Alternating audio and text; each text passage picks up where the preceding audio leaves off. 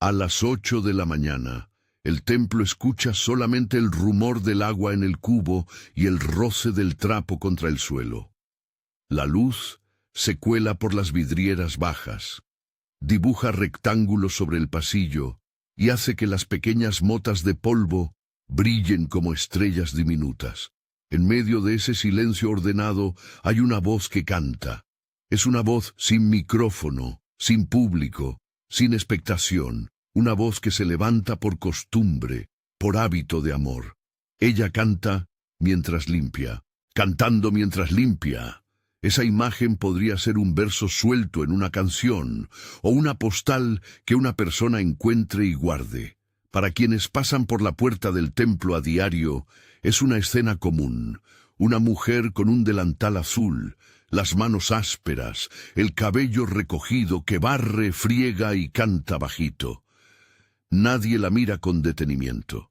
Nadie espera que la voz que se oye desde el corredor cambie nada. Y sin embargo, en una mañana concreta, esa voz se cruza con alguien que sí está dispuesto a escuchar.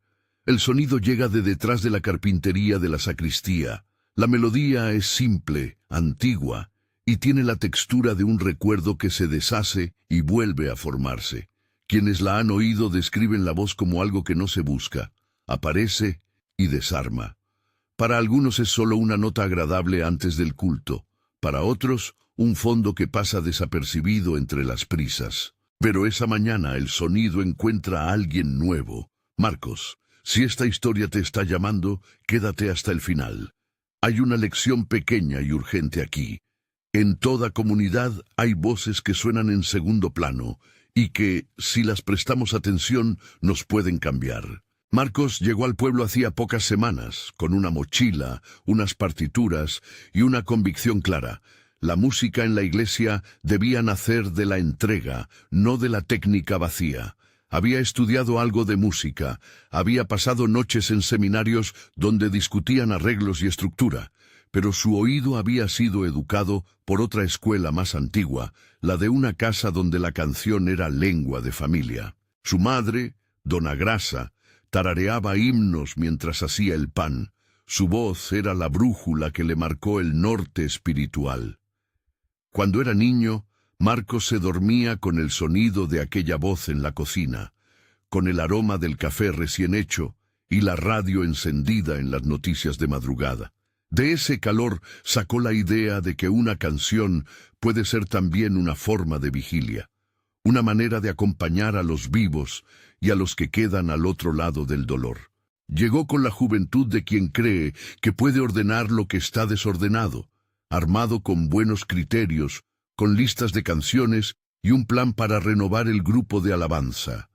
Lo que no traía era la costumbre de bajar el volumen de su propia urgencia para escuchar lo que ya existía, hasta aquella mañana. Marcos había salido a la iglesia antes del amanecer para orar y preparar las partituras.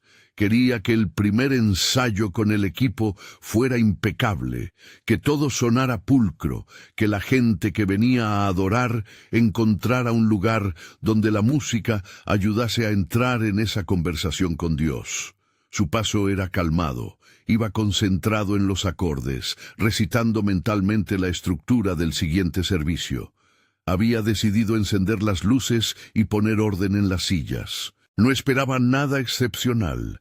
Esperaba que todo funcionara como él había planeado.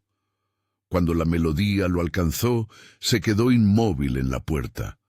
No por juicio profesional, ni por curiosidad técnica, sino porque algo en aquel timbre rozó una fibra antigua y le pidió detenerse. Era la misma cadencia que había escuchado en casa cuando era niño, pero más ajada, más templada por los años y el trabajo. Marcos se llevó la mano al pecho como si sujetase una embarcación. Toda su planificación se desdibujó por un instante. Escuchar fue un acto al que no se había propuesto, y sin embargo lo hizo. Avanzó por el pasillo con pasos suaves, como quien no quiere interrumpir una oración. Vio a la mujer en el centro del salón, atareada con su cubo de agua, el trapo extendido en un gesto que ya era coreografía. Su delantal azul se pegaba al cuerpo por el peso del trabajo. Sus manos, en las que despuntaban pequeñas cicatrices, dominaban el gesto. La boca, abierta en silencio suficiente para la canción, parecía sostener una conversación privada con el aire. Marcos pudo ver que la canción no era un truco de memoria. Su rostro se iluminaba, y en esa expresión había algo que iba para adentro, no para ser mostrado. La mujer se llamaba Celina. Llevaba 11 años caminando esos pasillos antes del amanecer. Era, entre otras cosas, el nombre de quien lavaba las alfombras, pulía los bancos y arreglaba flores marchitas con una paciencia cotidiana. Era también, para sí misma, la guardiana de recuerdos. En su bolso había fotos de un tiempo con un hombre llamado Geraldo, la risa en una foto, un par de manos entrelazadas, la imagen de un violao apoyado en la pared. Geraldo había muerto años atrás. La muerte dejó una ciudad más fría dentro de sus noches, y a ella le tocó aprender que las canciones también curan, aunque no sean curaciones espectaculares. Curan en la medida en que permiten sostener el hilo con lo que no se quiere olvidar. Celina había llegado a esta iglesia tras la muerte de su marido. Había bajado del interior con un solo baúl lleno de ropa y una voz que no quería perderse en la ciudad. En el pueblo donde nació, la gente cantaba en las ventanas y en los tejados. La música era un tejido que unía la vida a las manos, pero el nuevo lugar exigía invisibilidad para quienes servían.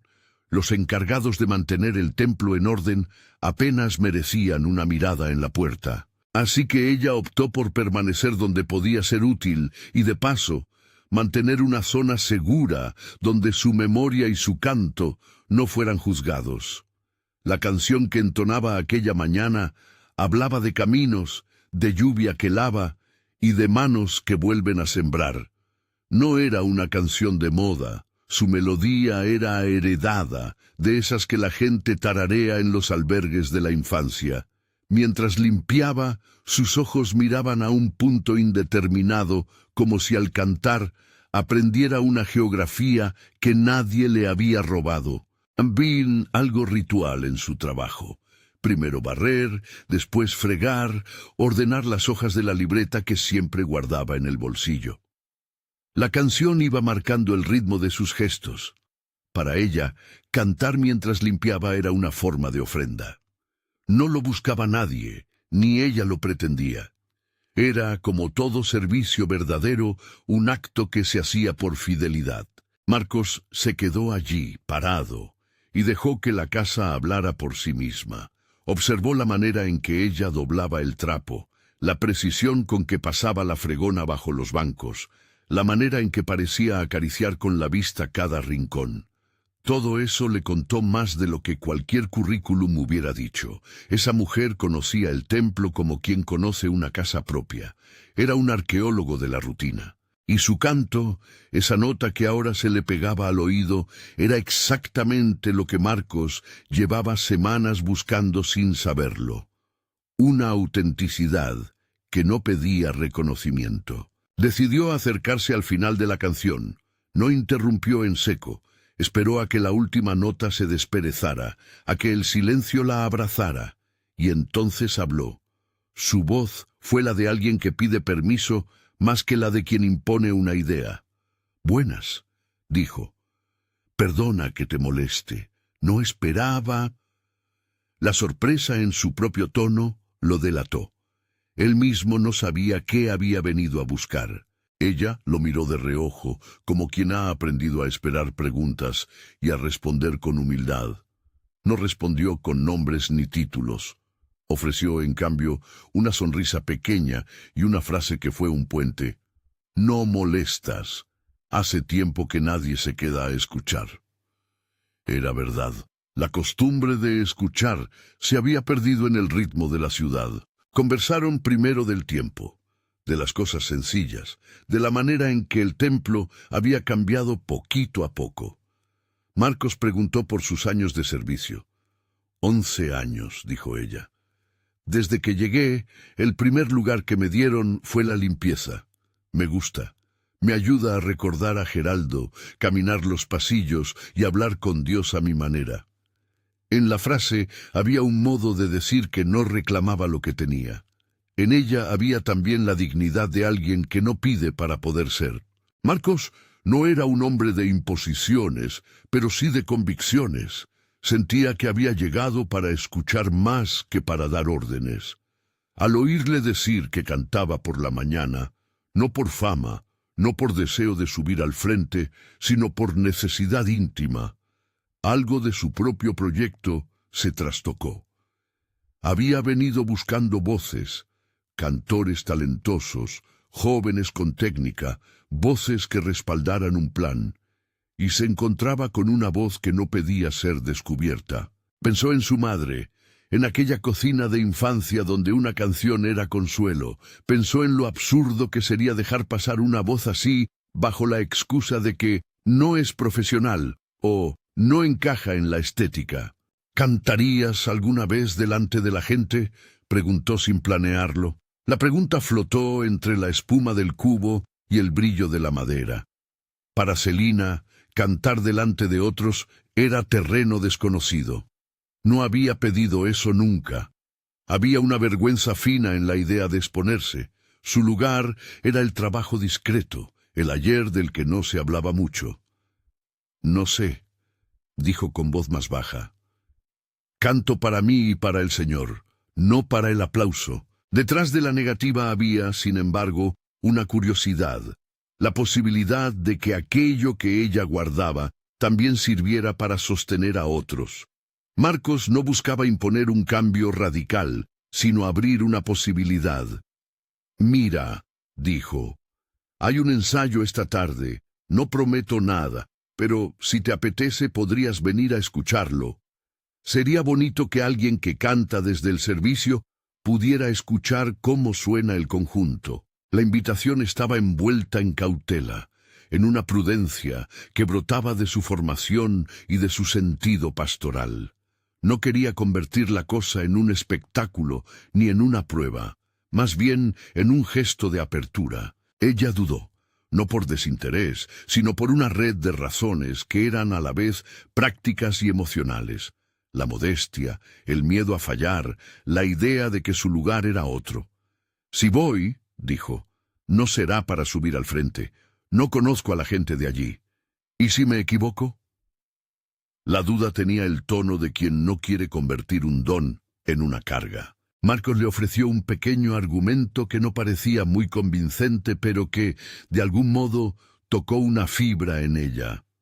No se trata de hacerte famosa, solo quiero que la comunidad escuche. A veces, lo que pensamos que es pequeño no lo es tanto para quien lo necesita. No mencionó la palabra ministerio como quien impone un cargo. Utilizó la palabra comunidad como si en ella hubiera espacio para quienes trabajan en silencio. Aceptó con una condición práctica, que nadie la obligase a cantar si no se sentía lista. Ven y escucha, le dijo, y después decidimos. Para ella, la posibilidad de escuchar era ya un gran paso. Venir implicaba salir del anonimato, poner un pie donde antes solo se dejaban huellas de trabajo. Había en esa oferta un riesgo y una promesa. Riesgo de ser vista, promesa de ser atendida. Antes de marcharse, Marcos comentó algo que parecía menor, y sin embargo, encapsulaba su modo de ver las cosas. Mi madre decía que las voces que cantan de verdad son las que vienen de la casa, no las que aprenden de memoria para sonar bien. Celina sonrió con esa mezcla de nostalgia y aplomo que se pone en una mirada cuando recuerda nombres propios. Entonces trae a tu madre en la memoria, contestó, y trae la tuya también. Era un modo de decir que la canción no nacía en el ensayo técnico, sino en la mesa de la casa, en el olor del pan y en las manos curtidas. Marcos volvió a sus partituras con la sensación de haber encontrado algo valioso y delicado. No era urgente imponer cambios, era urgente aprender a proteger lo que pudieran hacer. Cuando cerró la puerta del templo, la imagen de la mujer con el delantal azul quedó rondando su cabeza como una pregunta. ¿Cuántas voces pasan desapercibidas porque nadie se toma el tiempo de escucharlas? Esa pregunta, que parecía simple, pesó más de lo que él esperaba. Esa tarde convocó al grupo de alabanza para el primer ensayo bajo su dirección. La sala de música olía a guitarras y a café frío. Había una pequeña pila de partituras sobre una mesa. El equipo, en su mayoría joven y formado por quienes habían participado de la comunidad durante años, lo miró con curiosidad. Todos tenían su idea de lo que debía sonar. Armonías limpias, transiciones pulidas, un repertorio que entrara por la puerta con eficacia. Elisandra llegó puntual, con su carpeta, su aire de responsable técnica. Tenía la voz afinada y la mirada asertiva de quien, sin quererlo, había tomado la costumbre de ser referente.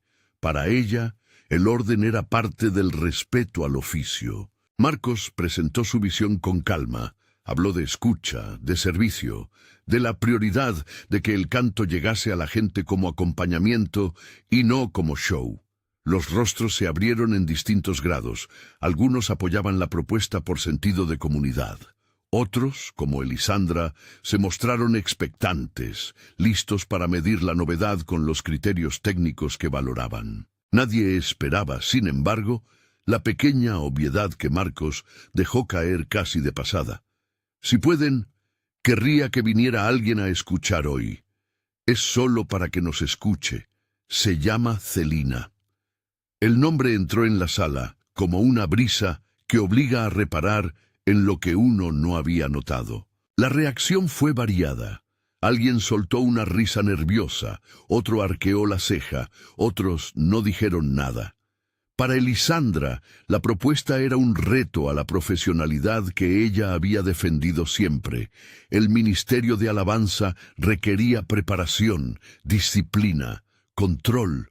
La idea de que una mujer sin entrenamiento formal pudiera cambiar algo en ese entramado no encajaba con su diccionario. No era maldad lo que manejaba Elisandra, sino un apego a un orden que, en su mente, traducía respeto por la música y por la gente que dirigía el culto. Marcos lo notó. No quería que la conversación degenerara en combate técnico. Intentó poner en palabras lo que buscaba.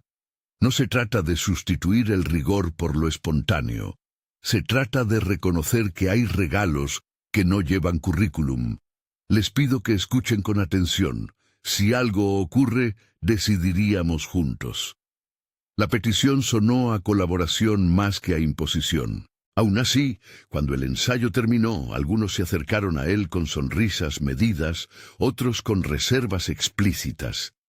Elisandra se quedó al final y en lugar de una palabra fría, pronunció una frase que llevaba respeto y cautela.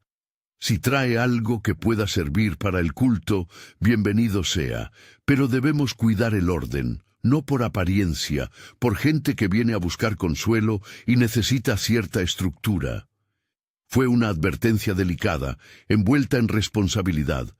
Marcos no la leyó como rechazo absoluto. La leyó como la reacción de alguien que había aprendido a proteger al ministerio desde la técnica. La noche anterior al ensayo, Celina no pudo dormir bien. Había vuelto a la memoria de Geraldo, al violón apoyado en la pared, y a sus dedos buscando acordes que no siempre salían.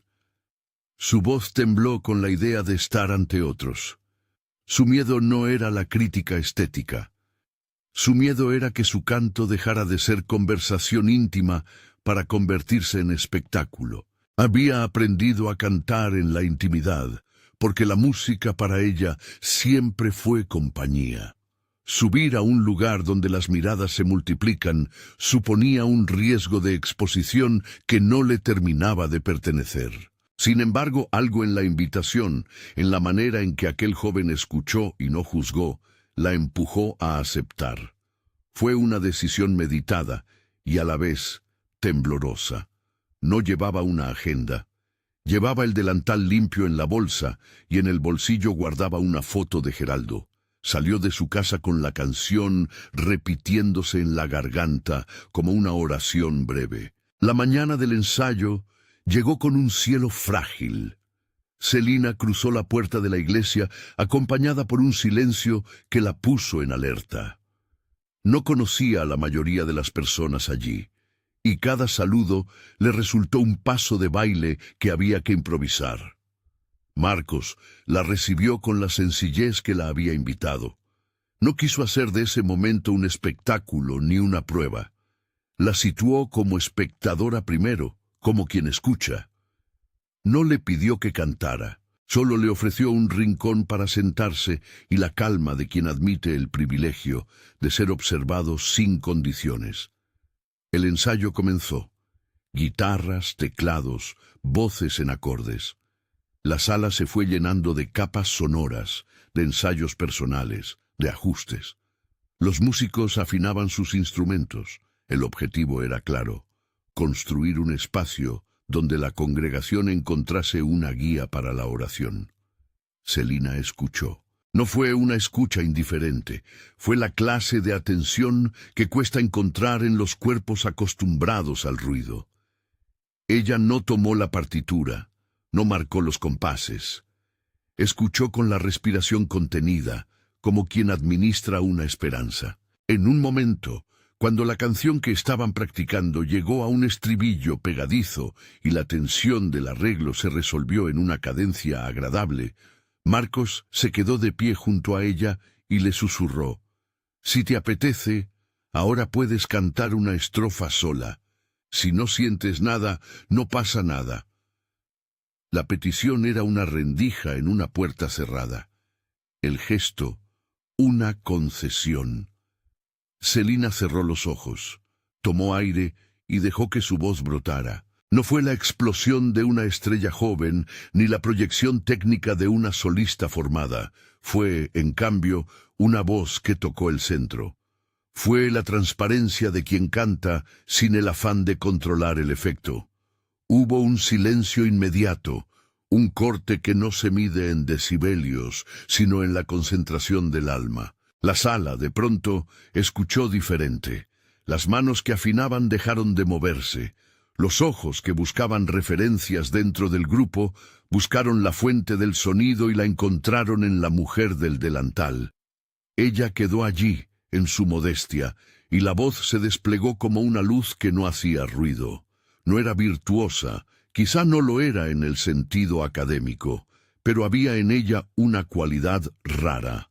Hablaba a la necesidad del corazón. Quien tenía años de práctica y técnico entendimiento sintió que algo que no había previsto había ocurrido. Quien enseñaba a ordenar el culto percibió que la liturgia se había tocado por una verdad que no siempre aparece en las tablas. Elisandra no supo muy bien qué sentir. Por un lado estaba el deber de cuidar el estándar. Por otro, una parte de ella se conmovió sin querer. Se acercó sin darse cuenta, y cuando la canción terminó, su respiración delató que algo en ella se había movido. Nadie hizo un gesto teatral, nadie aplaudió. El respeto que siguió fue de otra índole, fue el silencio que precede a una oración verdadera. Después del ensayo, la gente se acercó a saludar y a intercambiar impresiones. Algunos comentaron con calidez. Otros, en términos técnicos, ofrecieron sugerencias. Entre conversaciones, alguien le dijo a Celina que su voz tenía un color que les ayudaba a entrar en la canción. Era una forma de decirlo inexpresable. Ella se fue a casa con el delantal limpio y una sensación nueva, que su canto podía, a su modo, servir. Marcos, por su parte, no podía dejar de pensar en la posibilidad de que en cada iglesia hubiese por lo menos una persona así. Una voz escondida detrás del trapo. Un don que nadie había pensado en traer al frente. No era una teoría musical, era una intuición pastoral.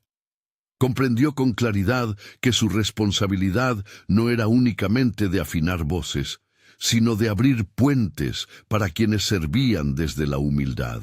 Al día siguiente, cuando la noticia comenzó a rodar en voz baja entre algunos miembros del equipo, surgió la pregunta inevitable: ¿podía una voz sin técnica añadirse al servicio oficial? En el comité informal que forman los músicos, las discusiones siempre terminan entre lo que es funcional y lo que es oportuno. Algunos defendieron el reconocimiento inmediato, otros se mostraron prudentes. En la discusión, la figura de Elisandra emergió con fuerza, no por antagonismo, sino porque llevaba la tarea de sostener el formato.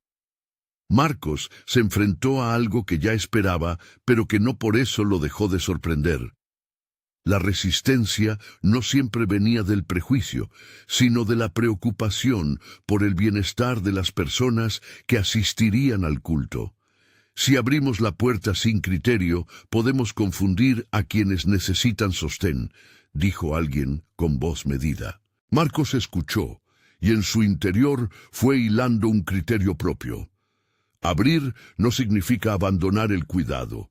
Abrir significa acompañar la llegada de algo y protegerlo para que no se reduzca a espectáculo. Mientras la conversación seguía, Celina continuó con su rutina. El trapo y el cubo no cambiaron de tamaño.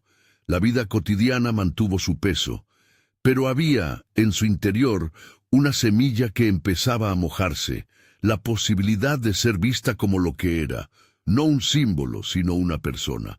Así, la iglesia empezó a moverse en dos velocidades, la de siempre, hecha de tareas, y otra, naciente, que desafiaba a mirar con ojos distintos. El conflicto, cuando llegó, no se anunció con trompetas.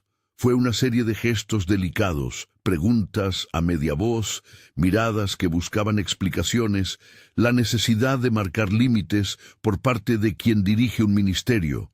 La tensión real no era entre personas, sino entre dos maneras de entender la música del culto, como disciplina técnica o como vehículo de verdad. Ambas versiones tenían su razón. Ninguna estaba mal del todo. Marcos lo sabía. Por eso, lejos de precipitarse, decidió que la mejor forma de proceder era invitar a la comunidad a un gesto de humildad. Escuchar antes de decidir. Terminada esa primera tanda de conversaciones, Marcos se sintió responsable de organizar un pequeño espacio donde se pudiera discernir sin prisa. Quería que la decisión no saliese de la opinión de unos pocos, sino de un proceso. Propuso, con la intención de no hacer espectáculo, una prueba íntima. Otra sesión de ensayo a puerta cerrada en la que Celina, si quería, cantaría una canción completa. No era una audición pública. No quería que nadie se sintiera juzgado.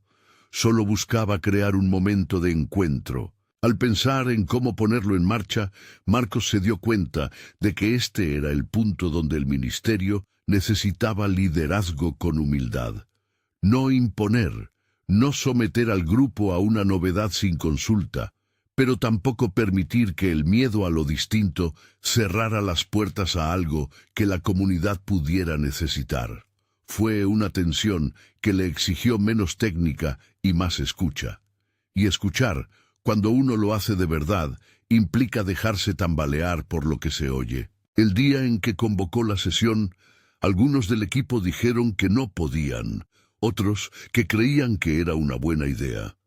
Elisandra, que había pasado la noche rumiando la conveniencia, se presentó con la carpeta apretada contra el pecho y la mirada tensa. Era evidente que no se trataba de un enfrentamiento personal.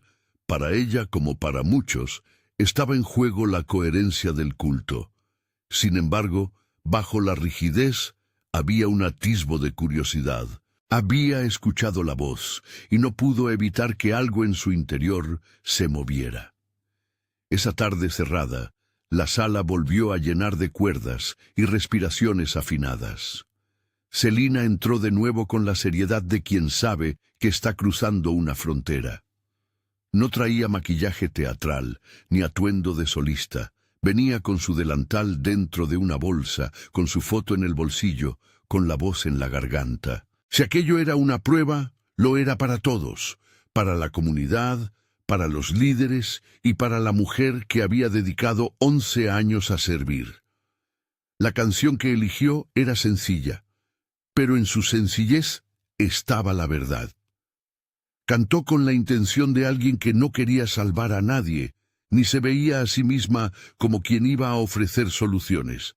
Cantó como quien comparte pan. Y cuando terminó, ocurrió algo que no se podía medir solo con palabras. Hubo personas que inclinaron la cabeza y, sin dramatismo, se fueron en silencio. Otros se quedaron con los ojos húmedos. Algunos, como Elisandra, sintieron que la musculatura del orgullo se aflojaba por un instante. Marcos miró a la sala y supo que la cosa ya no era solo una idea teórica. La comunidad estaba ante una oportunidad para aprender a ver. No era una cuestión de elevar a una persona sobre otras, era simplemente permitir que la transparencia de un don tocara a quienes estaban dispuestos a recibirlo. No todo tenía que cambiar, solo bastaba que algunos corazones aprendieran a escuchar. Y aprender a escuchar no es una técnica, es una disciplina de humildad. Mientras la sesión se cerraba, las conversaciones se hicieron más pausadas. Nadie quería apresurar un juicio. Había conciencia de que, si se tomaba una decisión rápida y fría, se podría herir algo delicado. Al mismo tiempo, había el deber de mantener el orden del culto para no confundir a quienes venían por consuelo. Era un equilibrio que pedía prudencia, no imposición. Aquella noche, al despedirse, Celina no buscó promesas grandilocuentes. Con su delantal recogido en la bolsa, dijo solo, «Gracias por escuchar». No pedía ser puesta en el centro, pedía ser tenida en cuenta. Era el gesto de quien sabe que la dignidad no se reclama con gritos, sino con la bondad de ser reconocida. Marcos volvió a su casa con la sensación de que algo había comenzado. No era una victoria, era la apertura de una puerta que podría cerrarse o abrirse más. En su interior, la pregunta clave persistía. ¿Sería capaz la comunidad de aprender a ver a las personas que sirven y no se exhiben? Sabía que no dependía solo de él, pero su rol, tal como lo entendía, era sencillo y peligroso a la vez. Acompañar la posibilidad sin convertirla en suya. Cuando el asunto llegó a la conversación oficial del ministerio, y esa sería la escena que abría la siguiente fase, quedó claro que el grupo tendría que decidir no solo por la voz, sino por la forma en que la comunidad se mira a sí misma. En ese margen de tiempo, mientras las opiniones se cruzaban y las manos marcaban partituras, Celina volvió a sus tareas de siempre. El cubo, la fregona y la canción continuaban su rutina. Cantaba mientras limpiaba, y en esa costumbre había una firmeza que no buscaba aplausos. Todavía no sabía si su canto ocuparía un lugar formal en el culto, pero sí sabía que por primera vez en mucho tiempo alguien la había mirado y la había escuchado, y eso ya era un comienzo. La mañana del día en que se tomaría la decisión, esa decisión que no sería solo técnica sino de comunidad, se acercaba. En la sala de música, partituras dobladas esperaban, voces repasaban arreglos, y alguien abrió la puerta para que un olor de café entrara desde la cocina. Hubo una pausa, un silencio que no era vacío, sino expectante. En algún lugar, una fregona rozó el suelo. Una canción comenzó a formarse en la garganta de una mujer cuyo servicio, hasta entonces, había pasado desapercibido. La comunidad, sin saberlo aún, se preparaba para enfrentarse a la manera en que miraba a sus propios servidores. La mañana decisiva llegó como un día cualquiera, gris en el cielo, más claro en las conversaciones internas de quienes aún no sabían qué elegir. En la sala de reuniones del ministerio, las sillas formaban un semicírculo discreto. Sobre la mesa, una jarra de agua y vasos desechables. Pastor Aesio abrió la sesión con una mirada que parecía pedir calma. Su autoridad no era impositiva, sino la de quien sabe sostener tensiones con paciencia. No había urgencia en su voz, había en cambio un gesto pastoral claro. Primero escuchar, después decidir. Hubo presentaciones breves. Algunos alegaron prudencia, otros insistieron en el valor de cuidar la estética del culto. Se habló de la congregación que asiste los domingos buscando orden y consuelo. Se habló también de las voces que, por costumbre, han sido relegadas a segundo plano. Nadie quería herir a nadie. Nadie quería sacrificar la dignidad del templo en favor de una decisión apresurada. Fue precisamente esa tensión la que marcó la discusión. No se trataba de elegir entre técnica y verdad como si fueran polos incompatibles, sino de imaginar formas de integrar sin convertir el don en espectáculo. Marcos habló con la sencillez que lo caracterizaba. No vino con consignas ni con exigencias. Contó la historia de una mujer que había pasado 11 años al servicio del templo, que cantaba antes del amanecer, como si la canción fuera un cordón umbilical con el pasado. Dijo algo que nadie esperaba oír en un argumento técnico. No busco un fenómeno, busco justicia de atención. Su voz no subió. Su argumento fue la ternura de quien conocía el valor de la escucha. Elisandra escuchó en silencio. Podía decir, y de hecho lo dijo, que el ministerio necesitaba ser responsable. Cuidar la línea musical era cuidar a quienes llegaban heridos. Tenía razón. No había mala fe en sus palabras. Lo que sí había en su interior era un celo por la perfección que a menudo confunde la estética con el servicio. Pastor Aesio la miró con reconocimiento y acto seguido hizo una intervención que inclinó la balanza hacia un camino prudente y abierto. Propongo, dijo, que demos un espacio en el próximo culto para que la comunidad escuche esto sin que sea una decisión definitiva.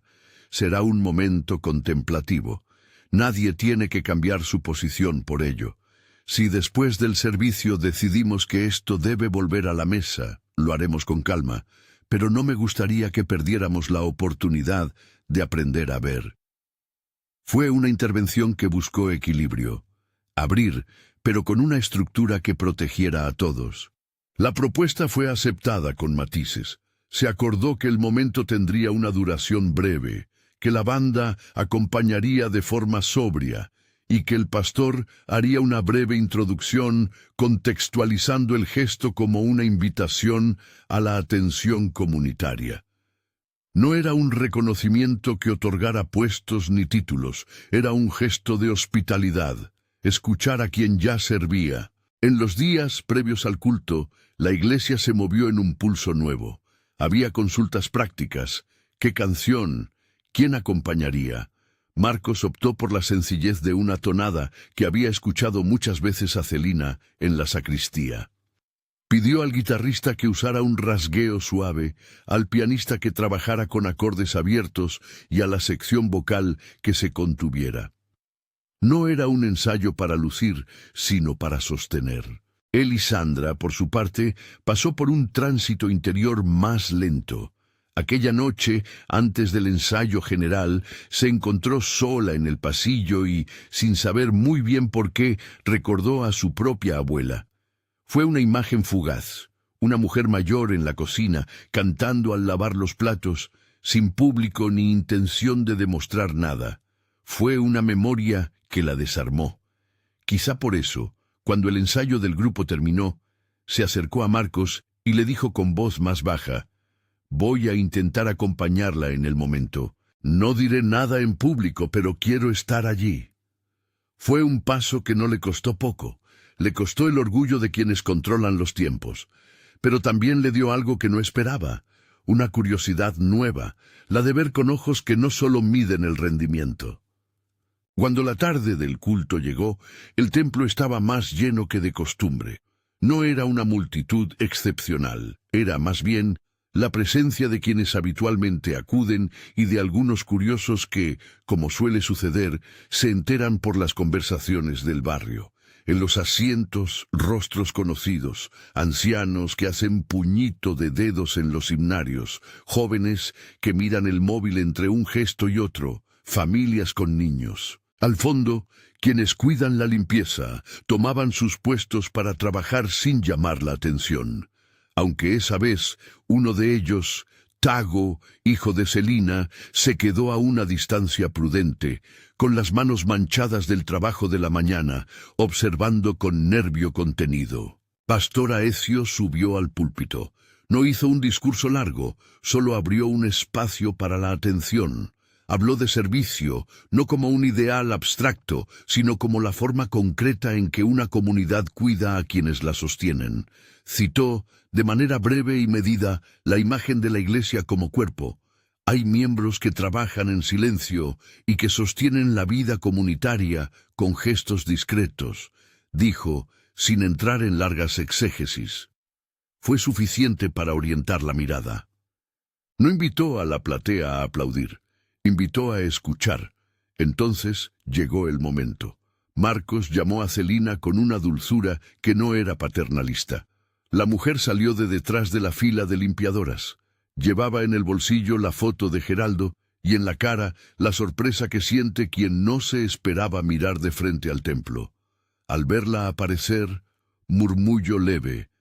No era curiosidad malsana, era la conmoción que produce la presencia de alguien que fue invisible y empieza a aparecer. Se sentó en un lado con la timidez de quien no quiere robar protagonismo.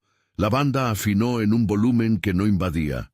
El micro no buscó su voz, sino que la abrazó con respeto. Cuando Celina empezó a cantar, la melodía entró lenta, como cuando uno abre una puerta y deja que el aire viejo se renueve. Su voz no buscó imponerse. Habló desde el centro de lo pequeño y llegó al corazón sin envoltorios. En la primera estrofa, algunos cerraron los ojos. En la segunda, se percibieron sollozos contenidos. No hubo un llanto generalizado ni palmadas espontáneas. Hubo, en lugar de eso, una atención que descendió al lugar del recogimiento. Personas que llegaban ese día con preocupaciones encontraron en esa voz una tregua inesperada. Entre los asientos, Elisandra sintió algo quebrarse y al mismo tiempo algo abrirse. Fue una experiencia que no se explicaba con términos técnicos. Había aprendido a medir la música por su eficacia y por su pulcritud. Ahora veía que la eficacia podía ser también la de aquello que responde al hambre del corazón. Al final del canto, sin que nadie dijera nada, se acercó a Celina. No fue una escena teatral. Fue un abrazo justo, una manera de reconocer con el cuerpo lo que no cabía en las palabras de siempre. «Gracias», murmuró Elisandra, y sus ojos dijeron lo que su boca no atrevía. La reacción de la congregación fue íntima y diversa. Algunos se acercaron después para darle las gracias. Otros se acercaron al banco y dejaron una nota anónima con un dibujo de una paloma. Unos pocos, con voz temblorosa, contaron que la canción les había recordado a un ser querido. Pastor Aecio, con su estilo pausado, tomó el micrófono y no habló de talentos ni de mérito. Habló de dignidad, de cómo la comunidad no puede delegar el reconocimiento a quienes sirven. «Hoy hemos oído una voz que ha sostenido este templo», dijo, «y eso nos invita a aprender a ver. No hubo exageraciones. No hubo promesas de grandes transformaciones económicas ni de privilegios.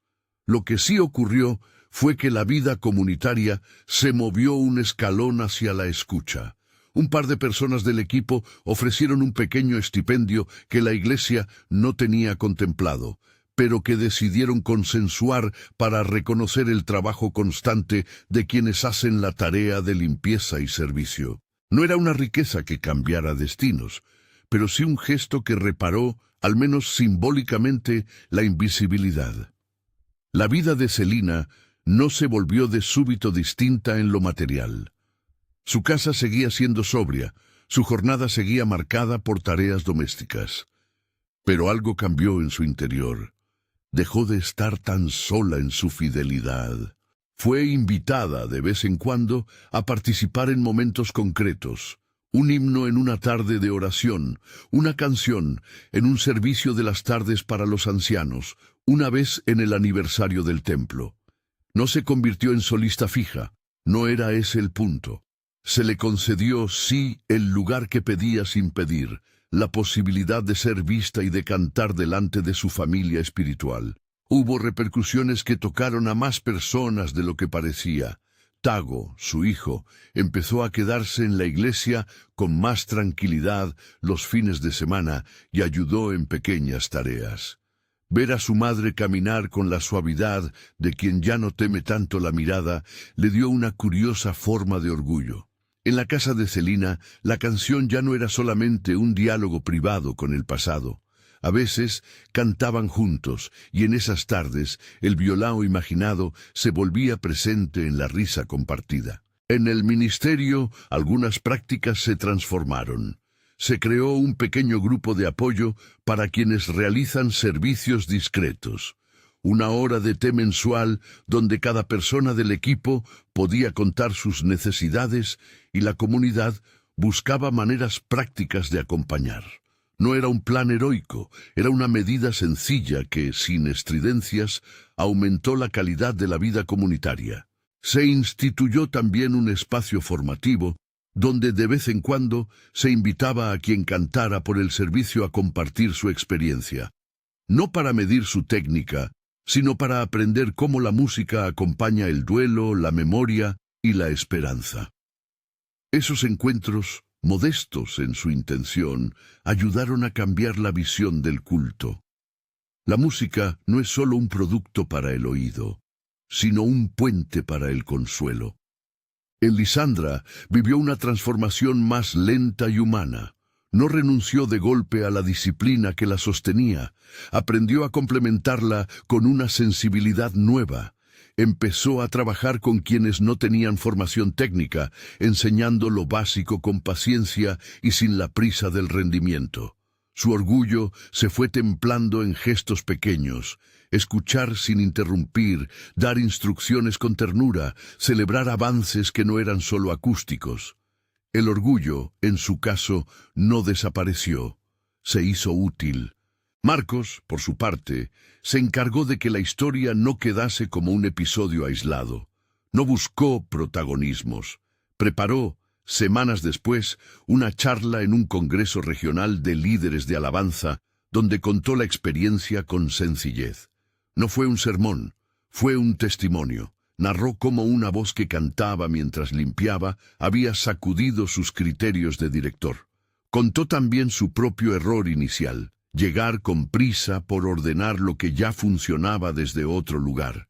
Habló de la humildad como práctica de liderazgo y de la necesidad de que las comunidades aprendan a crear espacios para que los dones ocultos se descubran sin ser explotados. En aquel congreso, en primera persona, dijo algo que muchos anotaron. No es que la técnica no sirva, es que la técnica no ampara la única verdad. El ministerio debe ser pulcro y tierno a la vez. Fue una frase que no pretendía ser lema, quiso ser llave. Después de la charla, varios líderes se acercaron a preguntarle prácticas concretas para abrir sus iglesias a voces invisibles. Marcos, en respuesta, no regaló fórmulas. Propuso disposiciones, espacios de escucha, sesiones de ensayo abiertas, invitaciones cuidadosas. La historia de Celina viajó además por testimonios personales. En la comunidad surgieron relatos de personas que, tras escucharla, reabrieron historias de luto o de memoria. Algunos comenzaron a llevar fotografías antiguas a los encuentros. Otros, a escribir cartas que dejaron junto al atrio. La voz de la limpiadora había soltado hilos que la congregación necesitaba atar. Y en medio de estos movimientos, la propia Celina encontró modos de servir que reforzaban su dignidad. Le pidieron que guiara, en ocasiones, canciones en los oficios de funerales para ancianos que preferían tonos sencillos y cercanos. Ella dijo que sí, no como quien acepta un cargo, sino como quien ofrece un consuelo que ha aprendido en la ausencia de Geraldo. En esas tardes, al lado de la caja de madera, su voz se convirtió en un puente para familias que querían recordar, más que explicar. Hubo también conflictos menores. Algunos miembros de la comunidad criticaron que se le diera espacio a alguien sin formación. Otros temieron que la medida diluyera estándares. Era esperable. La comunidad buena es aquella que puede soportar la discusión sin romperse. Aquí hubo más diálogo que ruptura, y donde la inercia intentó imponerse, Pastor Aecio se ocupó en moderar las aguas con apelaciones a la caridad y a la prudencia. Nadie fingió que todo era perfecto. Se reconoció que había fricciones y que la humildad necesita tiempo para arraigar. Con el paso de los meses, la imagen de Celina cantando mientras limpiaba dejó de ser solamente una postal íntima. Se convirtió en un recordatorio que la Iglesia usaba para preguntar por su propia atención. En reuniones ministeriales empezaron a mencionar regularmente a las personas de servicio, a preguntar por sus necesidades y a asegurar un reconocimiento que no fuera solo simbólico. No todo cambió de repente. La Iglesia seguía su vida con sus rutinas y sus luchas. Pero cuando alguien cruzaba la puerta por la mañana, ya no pasaba tan desapercibido como antes. Una tarde, en el patio de la iglesia, se celebró un encuentro pequeño en el que participó quien había vivido el proceso desde el primer día. Marcos compartió su experiencia con líderes jóvenes. Dijo, con honestidad, que durante años había creído que su función era ordenar, que ahora sabía que su función era también crear lugares de pertenencia. Relató la escena de la sacristía como si hablara de un encuentro sagrado. La voz de Celina había sido un signo que lo llamó a replantearse. Acompañando su relato, dejó una frase abierta: cada comunidad tiene su Celina. Al responder a preguntas del auditorio, Marcos fue certero y humilde. Propuso que las iglesias hicieran listas de quienes prestaban servicios discretos, no para ponerlos en un pedestal, sino para cuidar su vida. Sugirió tutorías musicales para aquellos que quisieran aprender, pero sin obligar. Propuso un sistema de rotaciones en el que al menos una vez al año una voz del servicio pudiera cantar en un servicio especial. Dijo algo que quedó en silencio durante un rato. La restauración empieza en reconocer la presencia de cada miembro del cuerpo. Fue una frase sencilla, que no buscó teorías ni grandes símbolos. En casa de Celina, la vida continuó con su ritmo doméstico. Tago la acompañaba más a menudo. Hubo cenas sencillas, risas de vecinas y días de tristeza que la comunidad respetaba. Un día, su hijo trajo el violão de cuando Geraldo aún tocaba. No lo arreglaron para convertirlo en museo, sino para ponerlo en la sala y de vez en cuando rasguearlo junto a ella. La foto de Geraldo siguió en el bolsillo, pero ya no pesaba como un duelo insoportable. Era compañía en la memoria, y el canto era una manera de mantenerlo vivo. El reconocimiento que recibió Celina no alteró su sencillez. Ella siguió limpiar con la misma dedicación. Al inicio, sus manos marcadas por el trabajo le recordaban que había de ser fiel al servicio que la mantenía en pie. Con el tiempo, fue invitada a pequeños actos de liderazgo espiritual. Una vez dirigió una oración en una velada comunitaria, sin grandes oratorias, solo una petición humilde por la salud de los enfermos. La gente dejó flores cerca del atrio en agradecimiento. Fueron gestos de reciprocidad, no de gloria. Pasado un año desde aquel primer encuentro, hubo una tarde en que la iglesia celebró el aniversario de la comunidad. En el programa, entre testimonios y cantos, un momento breve estuvo dedicado a quienes mantenían el templo, un regalo simbólico y un agradecimiento público. Celina recibió una tarjeta escrita a mano por niños del colegio dominical. En el reverso había un dibujo con una mujer cantando mientras barría. Fue un gesto pequeño pero profundo. La próxima generación aprendía a ver. Aquel día, en la escena final, los ojos de Celina encontraron los de Tago, y un instante, los dos compartieron la certeza de que algo había cambiado de verdad. No por fama ni por novedad, sino porque la comunidad había aprendido con dificultad y ternura a reparar la mirada. Al concluir, Marcos volvió otra vez a narrar la historia, pero en voz propia, en primera persona. Habló de cómo la experiencia le había enseñado que el liderazgo tiene por delante un camino de escucha que nunca concluye. Contó que, al principio, su plan era lógico y ordenado, que la vida le hizo ver que sus listas no contienen el todo. Admitió que hubo miedo a equivocarse, a herir, a convertir algo sagrado en espectáculo. Pero también confesó una alegría serena, el gozo de acompañar a una comunidad que acepta aprender. Cuando cuento esta historia, dijo Marcos, no busco laureles, busco despertar ojos, porque creo que en cada pueblo, en cada barrio, hay muchas mujeres y hombres que cantan mientras limpian, hay otras voces que permanecen ocultas. Si las escuchamos, no solo damos voz, aprendemos a ser iglesia. Fue una reflexión que no se presentó como conclusión absoluta, sino como invitación. La última escena vuelve al principio, pero con la diferencia que sostiene la narración. Una mañana cualquiera, la luz se filtra por las vidrieras y dibuja rectángulos sobre la nave. Hay un cubo, una fregona y una mujer con delantal azul que canta mientras limpia. La imagen es la misma y, sin embargo, ya no es exactamente igual. Esta vez, cuando su voz se eleva, hay varias personas que dejan sus propios quehaceres por un momento para escuchar. Hay manos que se quedan quietas y personas que cambian el trayecto habitual para no interrumpir. No es una ovación, es atención. Al terminar la canción, alguien trae un café a la mujer. Ella sonríe con gratitud, sin buscar más que eso. La sonrisa tiene la humildad de siempre, pero también la certeza de haber sido vista. Delante del altar, algunas personas conversan en voz baja sobre cómo mantener esa práctica de atención. Rotaciones, encuentros mensuales, grupos de apoyo.